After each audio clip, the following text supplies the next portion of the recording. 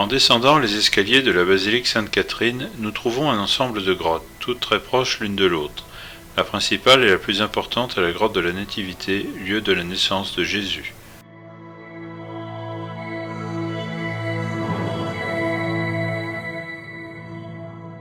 Près de ce lieu se trouvent les grottes de Saint-Joseph, des Saints-Innocents et la grotte de Saint-Jérôme. C'est ici qu'il se dédia pendant plus de 40 ans à la traduction des textes bibliques originaux de l'hébreu et du grec au latin.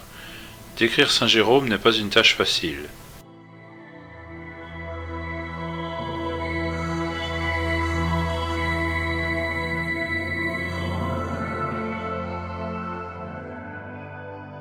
Dalmate de culture encyclopédique, il se retira dans le désert près d'Antioche, berceau du christianisme, vivant en pénitence. Puis, devenu prêtre, il débuta une intense activité littéraire.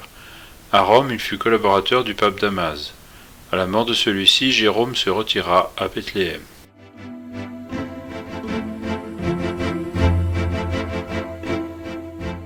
En 386, saint Jérôme s'établit près de la basilique de la Nativité pour se consacrer à l'étude de la Bible. Nous lui devons la célèbre version latine, la Vulgate, devenue ensuite officielle dans l'Église d'Occident, et d'une très grande importance pour la transmission des Écritures.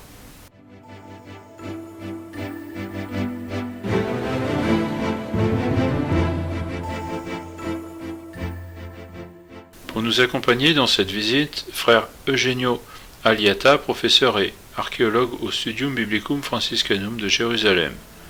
Avant de connaître le lieu de Saint Jérôme, comprenons mieux ensemble le système de grottes voisines de celle de la naissance de Jésus. Nella zona dove c'è la grotta della Natività, dove secondo la tradizione Gesù è nato, ci sono molte altre grotte intorno. Dans la zone où il y a la grotte de la Nativité, où selon la tradition Jésus est né, il y a beaucoup d'autres grottes, tant à droite qu'à gauche, plus ou moins profondes et plus ou moins toujours arrangées de quelque manière par l'homme, comme lieu de vénération. Pour leur intérêt religieux, la proximité avec la grotte de Jésus a créé cet intérêt pour les grottes voisines. En ce qui concerne la grotte de Saint-Jérôme, il s'agit de la grotte qui se trouve sur un côté de la grotte de la Nativité, précisément sur le côté nord. Della grotta della Natività e precisamente questo è il lato di nord.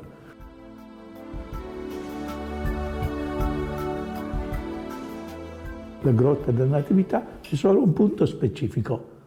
Ecco, dal punto di vista archeologico, i segni più antichi. Du point de vue archéologique, les signes les plus anciens qui existent et qui ont été retrouvés sont quelques graffitis qui ont été posés par des chrétiens.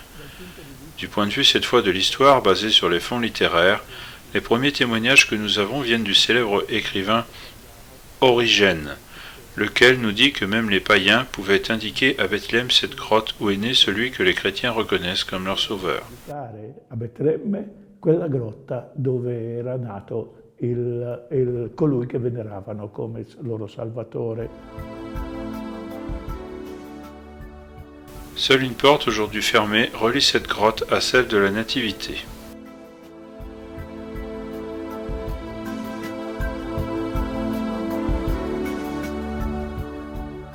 Ecco, San Girolamo visse quasi 40 anni a Betlemme, perché arrivò verso il 386, venendo da Roma. Saint Jérôme vécut presque 40 ans à Bethléem. Il arriva de Rome vers 386 avec Paul, Eustache et d'autres compagnons. Le frère de Jérôme l'accompagnait également. Ils s'établirent à Bethléem et d'ici ils ne partirent plus. Ils ne sont jamais allés ailleurs. Avant de s'installer à Bethléem, Saint Jérôme raconte qu'avec Paul et les autres, ils visitèrent tous les autres lieux saints de la Palestine, mais n'y revinrent pas une seconde fois. Ma non ci ritornarono più una seconda volta.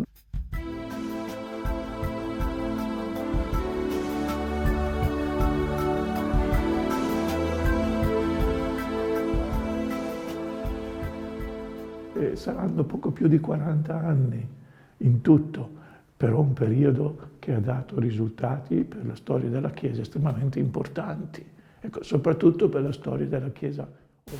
Ils seront là un peu plus de 40 ans, mais c'est une période qui a donné des résultats extrêmement importants pour l'histoire de l'Église, surtout pour l'histoire de l'Église occidentale dont la langue était le latin. À partir de ce moment, tous purent utiliser une traduction de la Bible faite directement à partir des textes originaux, selon la vision de saint Jérôme, selon lequel il fallait suivre la vérité juive et non les modifications apportées par les traductions successives de la Bible. C'est une idée très moderne et tout le monde dit aujourd'hui en première page de chaque Bible, traduit d'après les textes originaux. Il faut dire que saint Jérôme avait déjà eu cette intuition précieuse en son temps. Fino ad oggi. Quindi bisogna dire che San Girolamo aveva avuto questa intuizione preziosa già al suo tempo, 1500 anni prima di oggi. C'est une émotion pour tous et également pour frère Aliata.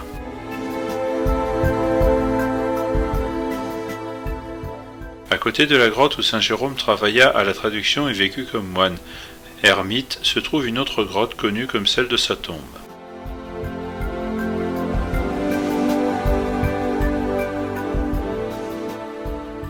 De fait, son corps ne se trouve plus ici, ses restes furent transférés à Rome par les croisés. Le tombeau reste comme souvenir aux chrétiens vu sa grande importance.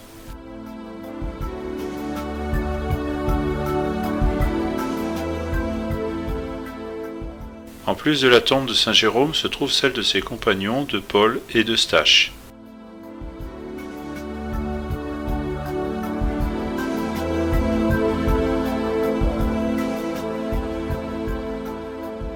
En 1456, la Bible de Gutenberg fut le premier livre imprimé de l'histoire. Pour cette première édition, la Vulgate de saint Jérôme a été choisie. Elle est connue comme la Bible à 42 lignes et est divisée seulement en chapitres. Les versets ne furent introduits qu'en 1527. Au cours des siècles, elle est arrivée jusqu'à nos jours et reste le livre le plus lu, traduit et imprimé dans toutes les langues.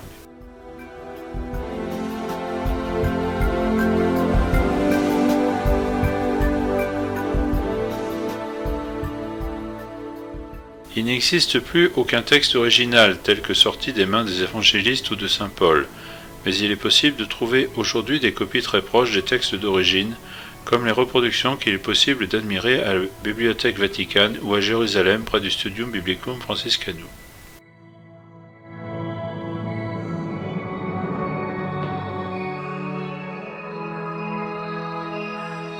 Dopo più di 3000 anni di storia dell'ebraismo e 2000 anni di storia del cristianesimo, possiamo dire che Après plus de 3000 ans d'histoire du judaïsme, 2000 ans d'histoire du christianisme, nous pouvons dire que la Bible a atteint tous les coins de la terre. Cela signifie que tous les peuples et toutes les cultures ont en quelque sorte connu la Bible. in questi tanti secoli di storia la parola di Dio ha segnato profondamente la vita di fede, la vita religiosa del popolo ebraico, del popolo cristiano. È stata la grande luce. Au cours de ces siècles d'histoire, la parole de Dieu a marqué profondément la vie de foi, la vie religieuse du peuple juif et chrétien. Elle fut la grande lumière, le point de référence, la pierre fondamentale sur laquelle le peuple juif et les chrétiens ont construit leur foi, leur expérience religieuse. Non seulement nous devons dire que depuis tant de siècles d'histoire, la Bible a eu une influence très importante à tant de niveaux. Le premier niveau est celui que nous pouvons considérer est celui des relations sociales. Mais ensuite, nous devons penser à la littérature, la peinture, l'architecture, la poésie, et en somme, ça a influé sur tant de domaines. La question que nous pouvons nous poser est pourquoi la Bible a eu une si grande influence.